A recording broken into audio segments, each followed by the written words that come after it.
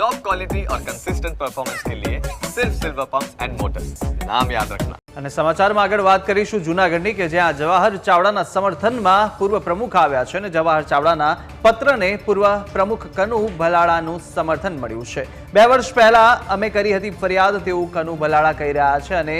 વધુ તેઓએ જણાવ્યું હતું કે સંગઠને અમારી સાથે ચર્ચા કરવી જોઈએ। 2 વખત પ્રમુખ બનાવવાનો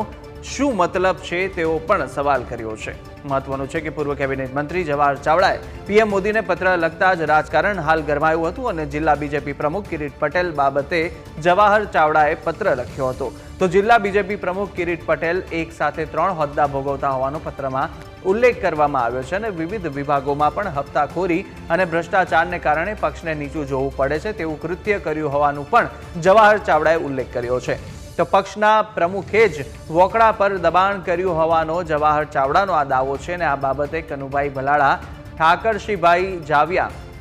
અને માધાભાઈ બોરીચાએ પણ ફરિયાદ કરી। એટલે અમે બધાએ રજૂઆત એ કરેલી કે ભારતીય જનતા પાર્ટીનું જે બંધારણ છે એમાં સ્પષ્ટ ભારતીય જનતા પાર્ટીએ કીધું છે, અવારનવાર મૌખિક પણ સભાઓમાં આગેવાનો બોલેલા છે કે એક વ્યક્તિને એક જ હોદ્દો આપવો। એટલે એટલા માટે અમે રજૂઆત કરેલી કે ભાઈ જુનાગઢ જિલ્લાની વાત કરીએ તો અહીંયા કિરીટ પટેલ આગળ 2 હોદ્દા 3 હોદ્દા સતત એમ ન હોય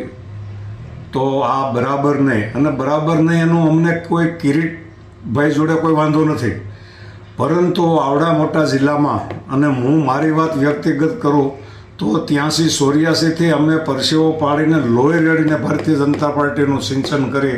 અને ભારતીય જનતા પાર્ટીને અમે અપ કરી હોય, બેઠી કરી હોય, પરિવારમાં રહીને કામ કર્યું હોય, ભારતીય જનતા પાર્ટીમાં રહીને પણ જો કામ કર્યું ને અત્યારે આવી રીતે દિશા થતી હોય પાર્ટીની, એક વ્યક્તિને એટલા બધા હોદ્દા આપી દેવા અને એ રિપીટ એટલે એનું કારણ શું? હવે અમે એમાં હું અત્યારે જુનાગઢ જિલ્લામાં મોસ્ટ સિનિયર આગેવાન છું ભારતીય જનતા પાર્ટીમાં, તો એને જો મજબૂરી હોય, પ્રદેશ સંગઠનને મજબૂરી હોય તો અમારી જોડે ચર્ચા કરવી જોઈએ।